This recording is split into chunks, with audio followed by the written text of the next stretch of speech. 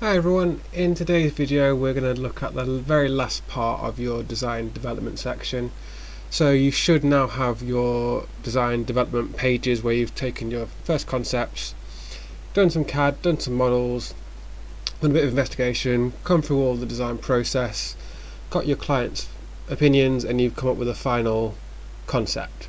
Once you've got that final concept and you know things like measurements, materials, all sorts of things, the last thing you need to be able to show is that you're able to plan out what you're going to do and how you're going to do it. So there's a few things you've got to include. So I'm going to go through what you need to include. I'm going to show you an example of like the best practice to do.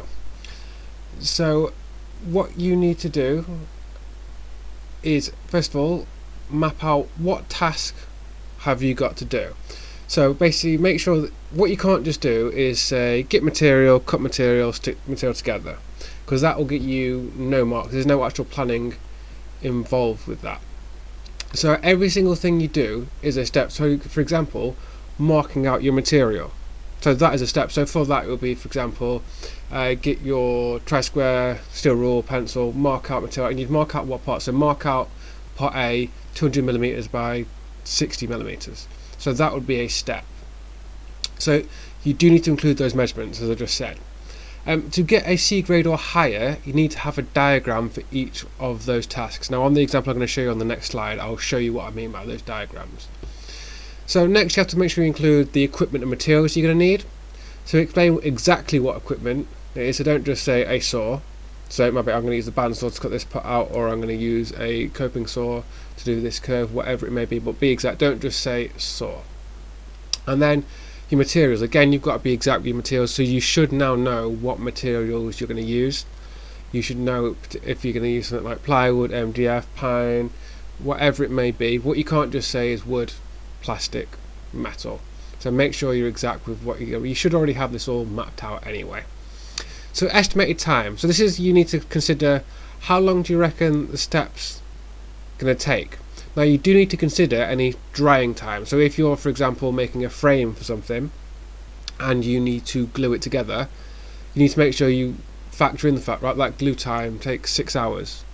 So it's going to take 6 hours to dry. So you need to factor all of that in. Same with paint. So some paints touch dry within an hour. Some paints 24 hours. So you've got to make sure you're considering the fact that, okay, I'm going to do this layer and I've got to paint this, and then it's going to be another 2 hours before I can do something else on this part. So make sure you consider those as well. So your quality control checks and your testing, that is basically how are you going to ensure that what you need to do is done accurately. So for some of you, that might be making a mould or a jig for your project. So for example, if you've got to use a router to cut out a very specific slot or something, you'll make a jig to hold your material in place to use as a guide, and that would be a quality control check. Same with if you're going to do some casting and you need to make a mould to cast pewter or silicon or resin or whatever it may be, you would make a mould to do that, so that would be a quality control check as well. Even things like making sure you've got the right size drill bit, because you would never dream of going up to the pillar drill. Say you've got your final product and you need to drill holes for whatever it may be, and you wouldn't just assume the drill bit inside the drill is the right measurement and start drilling randomly. So you'd always make sure that you've got the right tool for the job. So that all of that counts as your quality control checks. And then testing will be, say if you're doing finger joints, is you then test to check that it fits together. Is it right? Do you need to file a little bit off? Does it need tidying up? Is it too much? Does it need to be wood like filled in? So all those little checks that you do. So once you've got that, that's when you'll be allowed into the workshop. So you're not going to be allowed in unless your manufacture plan is completed and in front of you. That is your guide for how you're actually going to make your product. It should be done in such a way, in such detail, that you should be able to give it to anyone else and they'd be able to follow those steps. So I'm going to show you an example. So this, again, obviously I'm not allowed to give you like a template, but this is the way I would lay it out. So we talked about the different evidence that you have. So you got your task, equipment and materials needed, estimated time, quality control checks. Those are the first 4 that we would fill out. These last 3 we will fill out as we're going through your project. So issues during manufacture, so if you're making something and it goes wrong, or you're doing something and you realise it doesn't work, that's what you then put in there. Then ongoing development, is basically how have you solved these issues during manufacture. So have you made any slight changes to measurements? Have you tried a different joining technique? Any changes in the actual design itself? So that could be a little sentence, that could also be a photograph to show the changes. And they need picture evidence with annotations for each of these steps. Remember, if you don't have picture evidence of each of these steps, you do not get credit for it in the practical marks. You also need to make sure you've got some evidence of pictures of you in it doing it. Obviously you can have other people that, if you're like doing a big job and you've got someone to help you do it, fine, but you need to have pictures of you in it as well, just to prove that it's you doing it. So as an example, this is a student doing architecture. So obviously they filled in the first 4 parts before they started making it. So they got each part, they've named each part and what it is.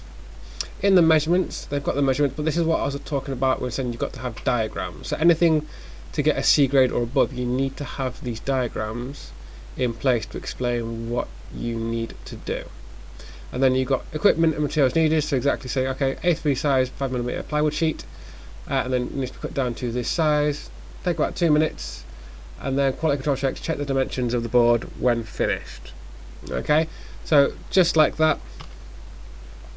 So how you draw the diagrams is up to you. I believe that this student did it in just in PowerPoint, just using the shapes available. You could also do it in 2D design, you could do it in Paint, you could do it in Photoshop, anything you wanted, as long as you can get the details for what you need. But this is a perfect example. This one would get an A grade. The amount of detail in this manufacture plan would get you an A grade, and that's what we would aim for.